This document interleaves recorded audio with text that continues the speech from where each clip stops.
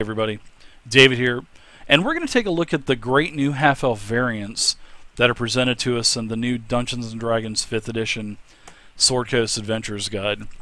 Now, whenever you choose the half-elf, you're going to get a pretty nice assortment of racial features. And in fact, the half-elf is probably one of the strongest races to play. Now, whenever you choose the half-elf, your ability scores are going to increase. Your charisma is going to increase by 2. And then you're going to be able to choose 2 other ability scores and increase them by 1. So you're going to get a total of 4 points compared to most other races only get 3.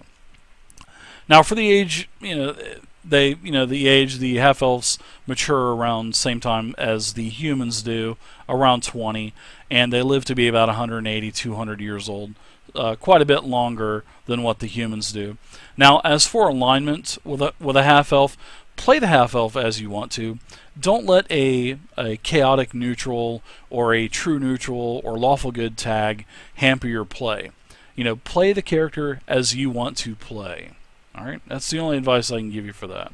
Now, the size and the speed of the half-elf, you're going to be considered a medium creature. And for your speed, you're going to have a walking speed of 30 feet per second. You're going to have dark vision, and dark vision is where you're going to be able to see 60 feet. And if it's a dim light within 60 feet, you'll be able to see like if it was a bright light outside. And if it's pitch black darkness, then you'll be able to see that pitch black darkness as if it were dim light for 60 feet. And all of the colors that you'll see while using your dark vision will be all in shades of beautiful gray. You're also going to get Fey Ancestry. Fey Ancestry is going to let you have advantage, and in case you don't know what advantage is, you roll twice and take the highest. So you'll have advantage on saving throws against being charmed. And a nice great thing is, magic cannot put you to sleep. So if someone tries to cast sleep on you, you're immune to it. You don't have to worry about it. Now also, you're going to get skill versatility as a half-elf. And skill versatility this is where you're going to be able to gain proficiency in 2 skills of your choice. Languages, you're going to get Common, Elvish, and 1 extra language of your choice. And you'll be able to, speak, read, and write these languages. So you'll get 3 languages compared to 2 for the other races mostly. Okay, so after you get all of these great racial features for the half-elf, now it's time to talk about the half-elf variants. And this is where you're going to get to choose what type of elf heritage your half-elf belongs to, whether it be wood, moon, sun, drow, or aquatic. And you're going to be able to choose a perk between each one of those.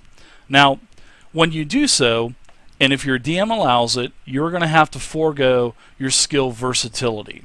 And remember, skill versatility is going to give you proficiency in 2 skills of your choice. So if you want some type of heritage for your half-elf, you're going to lose that. But right off the bat, you're going to gain keen senses, as you can see here. You will gain the elf trait keen senses, which gives you proficiency back with wisdom perception checks. And depending on what type of heritage your elf is, you're going to get to choose from a numerous other amount of features. So for the wood elf, if you want this descent, then you will get keen senses and your choice of 1 between elf weapon training, which elf weapon training would give you proficiency in like long swords, long bows, and several other weapons.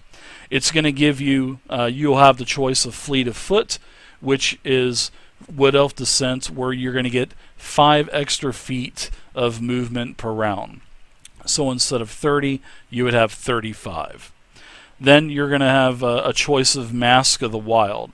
And Mask of the Wild is where you can attempt to hide even when you're only lightly obscured by natural phenomena like foliage, heavy rain, snow, mist, other natural things like that. So that's what you could get for your choice of Elf's Weapon Training, Fleet of Foot, Mask of the Wild, and you'll also get Keen Senses. And that's if you want Wood Elf Descent. Now if you want Moon Elf or Sun Elf descent, then you can choose the High Elf's weapon training or cantrip. And the cantrip, I believe, lets you choose a wizard cantrip of your choice. And the High Elf's weapon training is basically like the Elf's weapon training, if I'm not mistaken. Now, if you want Drow descent, all right, you're going to get keen senses. You're going to have to give back your skill versatility, and you're going to get to choose Drowse Magic. All right. So Drowse Magic is where you're going to get to know the Dancing Lights cantrip. And then when you reach 3rd level, you can cast Fairy Fire once a day. Then you're going to need a long rest to get that back. Then when you get 5th level, you'll also be able to cast Darkness once a day. And for these spells, you'll have to use Charisma, which is a good thing because you'll already have a bonus of 2 for your spellcasting ability. So that's if you want Drow influence in your heritage. And last but not least, if you want Aquatic, then you will lose your skill versatility, you will gain keen senses, and you will also gain a swimming speed of 30 feet. Now that could be pretty interesting. So as you can see, the half-elf variant has actually added quite a bit of flavor to the half-elf. And the half-elf was really strong as it was presented in the player's handbook. But now, it gives you the different options from the Sun Elf, Drow, Aquatic, Wood Elf. I think it really puts the half-elf up there as one of the top races. So tell me what you guys think. If you're a player, are you going to use any of these half-elf variants? If you're a dungeon master, are you going to allow your players to take these half-elf variants? I would let my players do it. Sure, why not? So leave a comment down in the comment section below. And once again, thank you guys for watching. And until next time, happy gaming.